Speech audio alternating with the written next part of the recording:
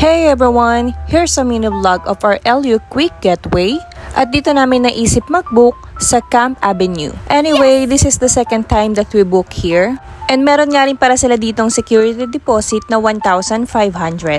At nang matapos na, inassist na rin kami ni Kuya papunta sa kubo room na nirent namin. Ganito nga pala ang kanilang mga rooms dito, puro kubo. Merong may aircon, merong wala. Syempre magkaiba ang presyo. At eto nga pala ang kanilang aesthetic na mini restaurant. And ayan, nakarating na kami sa kubo room na nirent namin. Tabi lang siya ng kanilang restaurant kaya pumasok muna kami parang mag-order ng food. Dahil gutom na rin kami sa haba din ng biyahe. At meron din sila ditong mini bar where you can order different drinks. At pagtapos namin kumain, naglakad-lakad na lang muna kami papunta sa kanilang beach. Hapon na rin kasi kami nang nakarating dito kaya ayan, medyo palabas na ang sunset. Kaya tamang muni-muni na lang muna sa dagat. Ayan, di ba ang ganda din ng sunset dito? Ang sarap talaga sa tenga ng alon, nakakawala ng maghapong pagod sa biyahe.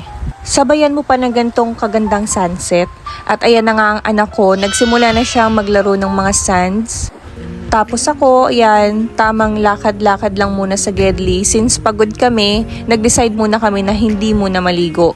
Tamang aura-aura lang muna, dama-dama ng tubig sa paa.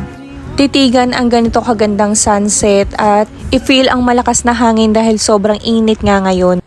Hinintay lang din namin bumaba ang sunset at bumalik na kami sa room para magpahinga.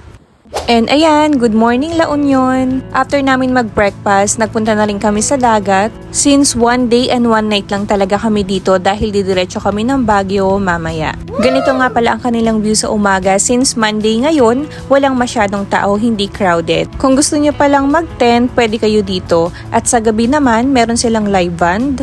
At ayan, tamang lakad pa kami. Medyo malayo nga pala ang beach dito dahil sobrang lawak ng lugar nila. At medyo low tide pa ngayon dahil 7 AM in the morning pa lang. Ayan, kung titignan nyo napakalawak, di ba? Medyo nakakapagod kung magpapabalik-balik ka. Kaya dapat dala mo na rin ang mga kailangan mo. And that is my morning pace, halatang puyat. Ayan, nagsimula na rin maligo ang baby ko dahil sobrang init. At ako, ayan, nag-swimsuit na rin, dama-dama na ng dagat. O syempre, rarampa ako, di ba? Alam niyo namang hindi mawawala tong rampa na to tuwing nasa dagat ako. Magmamaganda muna ako bago maligo. At ayan, naligo na nga rin ako dahil sobrang init talaga. Medyo malakas nga pala ang alon kaya hindi ako masyadong nakalangoy. Tamang lublog na lang ng katawan. At ayan na nga mga mahals, papunta na kami sa Baguio. Maraming salamat sa panonood.